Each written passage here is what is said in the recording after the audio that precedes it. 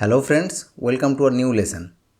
Today's lesson will be an introduction to Joseph Conrad's masterpiece Heart of Darkness. In this lesson, I will discuss the context and the characters of the novel. It will help you to understand the complex narrative of Heart of Darkness.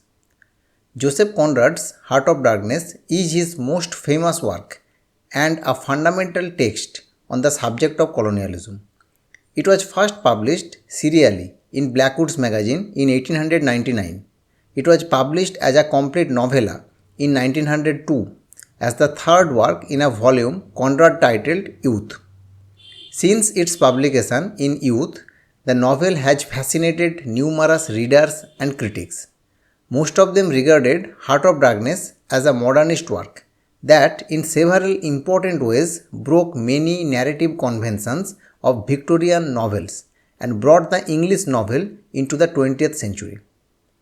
The concept of modernism and colonialism are closely interlinked with each other. The idea of modern emerged at about the same time as European nations began to expand their empire. European nations constructed themselves as modern, progressive, and described the non-European as static, traditional, primitive, and thus should be ruled by the Europeans. They described it as white man's burden, their moral duty to bring the torch of civilization to the darker part of the world. In reality, it was their mask of conquest. They plunder and loot in the third world countries under this propaganda of civilizing mission. Before I proceed further, I want to ask a question. If you listen to this video carefully, you will be able to answer the question. The question is, which of the following poems by T.S. Eliot does use a line from Heart of Darkness as epigraph? These are your options. Let's first discuss the context of the novel. Heart of Darkness follows the disturbing journey of an Englishman, Marlowe. He was appointed as an ivory trading agent by a Belgian company. Marlowe travels into the jungle of Africa in search of a mysterious man named Kurst sometime in the early to mid 1890s during the colonial era. Marlowe's experience is based on a trip that Conrad himself took through modern-day Congo during 1890s as a sailor of a steamboat. At that time, European nations fought with each other for wealth and power. This battle caused the scramble for Africa, in which European countries competed to colonize as much of Africa as possible. They sliced up and doled out Africa like some particularly delicious and ivory-rich birthday cake. While the colonizing Europeans claimed that they want to civilize the African continent, they were interested solely in gaining wealth and did not care how they did it. One of the most brutal of the European colonies in its treatment of the native Africans was the Belgian Congo, the property of the Belgian King Leopold II. In 1876, King Leopold founded the International African Association, with himself as its president. Apparently, a crusade against the slave trade within the continent, Leopold described its aim is to open to civilization the only part of our globe where it has yet to penetrate, to pierce the darkness which envelops whole populations. Behind this, however, lay his real intentions, expressed in letter to his London ambassador shortly afterwards. I do not want to miss a good chance of getting us a slice of this magnificent African cake. On 20th May 1885, Leopold named his new nation the Congo Free State. This huge area of Africa, almost 80 times as large as Belgium, became Leopold's personal fiefdom and remained under Belgian control until 1960. As Heart of Darkness reveals, the Congo Free State was rich in ivory, or even greater value to industrial Europe at the dawn of the motor car age, were its forests of rubber trees. It was for rubber almost 10 million native people were killed mercilessly. In his last essays, Conrad described this exploitation and brutality as the vilest scramble for loot that ever disfigured the history of human conscience. In Heart of Darkness, the protagonist Marlowe also shares same view with his creator Conrad when he comments the conquest of the earth, which mostly means the taking it away from those who have a different complexion or slightly flatter noses than ourselves, is not a pretty thing when you look into it too much. Like many Europeans of that time, including his creator Joseph Conrad, Marlowe longed for adventure. But once he arrives in the Congo and sees the terrible work taking place, he can no longer remain indifferent and hide under the cover of his comfortable civilization. Instead, all the horrors committed by European traders and agents force him to look into his own soul and find what darkness lies there. In the first half of the novel, Marlowe states, "The essential of this affair lay deep under the surface, beyond my reach. But by the end of his journey, he will have peeked beneath the surface, discovered the inhumanity of which even men such as the once upstanding cursed are capable." Most contemporary critics agree that the novel is about the essential emptiness at the core of humanity. That's why T.S. Eliot used a quotation from the novel as an epigraph to his poem The Hollow Men, a super important and famous literary exploration of modern life. Now let's discuss very briefly about the characters of the novel. The first character of our discussion is Charlie Marlowe. He is the protagonist and main narrator of the story.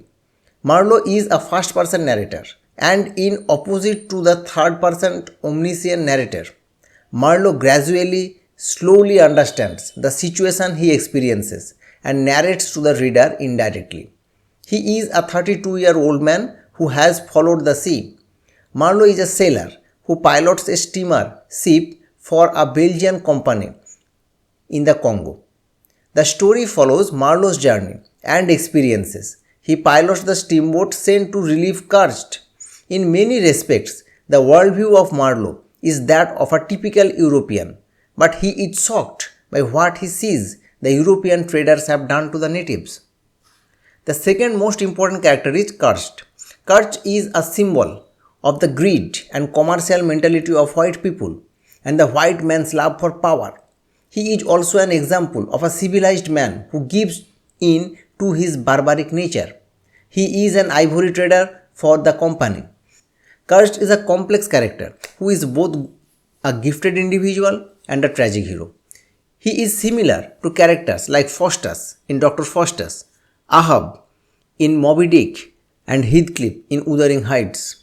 Cursed works out of the inner station and is remarkably effective at acquiring ivory. A well-educated European, he is described as a universal genius and begins his work in the Congo as part of a civilizing mission and helping the natives of Africa. Cursed becomes the focus of Marlowe's journey into Africa.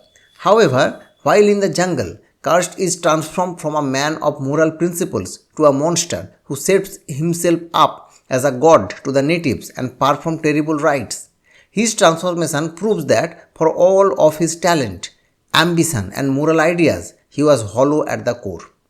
According to Marlowe, Cursed is a noteworthy man because he stepped over the edge while I had been permitted to draw back my hesitating foot. Cursed is not heroic, but he is more of an adventurer than Marlowe ever imagined he could be. The next important character is the manager. He is Marlowe's direct supervisor. He is head at the company's central station and oversees the company's activities in the Congo. He is a greedy man who values power and money above all else. Yet, he covers this crudeness behind a civilized manner. The manager would like nothing more than to surpass Cursed in the ivory trade and sees him dead. Marlowe later figures out that he was responsible for the accident, the wreck of his steamboat. The manager fears that Cursed is trying to steal his job. He is able to inspire uneasiness in others, and the only explanation Marlowe offers is that he is hollow. Another significant character is the accountant. He is a top official in the central station. He befriends Marlowe when he first arrives in Africa. He is a cruel man, but ironically also the picture of the civilized European. The accountant somehow manages to wear spotless clothes in the sweltering heat. He is also cruel and inhuman, like the manager. He complains about the groans of a dying man who is brought to his office as he may be distracted and make clerical errors in the company's books. He also confides to Marlowe some of the company's shady business practices. Next character of our discussion is the brickmaker. He is manager's most trusted agent. He never actually makes bricks. Supposedly, he is waiting for the delivery of an essential ingredient. The brickmaker is lazy, unlikable, cunning, and power hungry. He cares only about his advancement and therefore sees Karst as a threat. He also thinks that Marlowe and Karst are somehow allied within the company. When Marlowe meets the brickmaker at the central station, Marlowe suspects that he is pumping him for information about the company's plans. Marlowe describes the brickmaker as a paper mache Mephistopheles. The next character of our discussion is the Harlequin. He is a Russian freelance trader and a wanderer. He wears a multicolored patch jacket that makes him look like a harlequin or a jester. He is Karst's devoted companion. He is an idealistic explorer who has wandered to the Congo on a Dutch ship and has been caught in the web of Karst's obsessive ivory hunt. He is more or less attracted to the glamour of adventure. He is very young, naive and innocent and believes that Karst is a great man beyond conventional morality. He even nursed Karst back to health on a number of occasions, though Karst once threatened to shoot him. His unwavering support of Karst makes him humble and admirable. The next important character is Karst's native mistress. She is very protective of Karst and leads a chant on the bank of the river when Karst leaves the inner station. She dresses in bright colors. The next group of characters is the pilgrims. They are a group of white people who accompany Marlowe and the manager on the voyage to the Karst station. They exist in opposition to the natives and the cannibals, and their fear makes it appear that they are unwilling to give up preconceived notions about the natives. They are waiting for a chance to be promoted to trading posts so they can earn percentage of the ivory they ship back.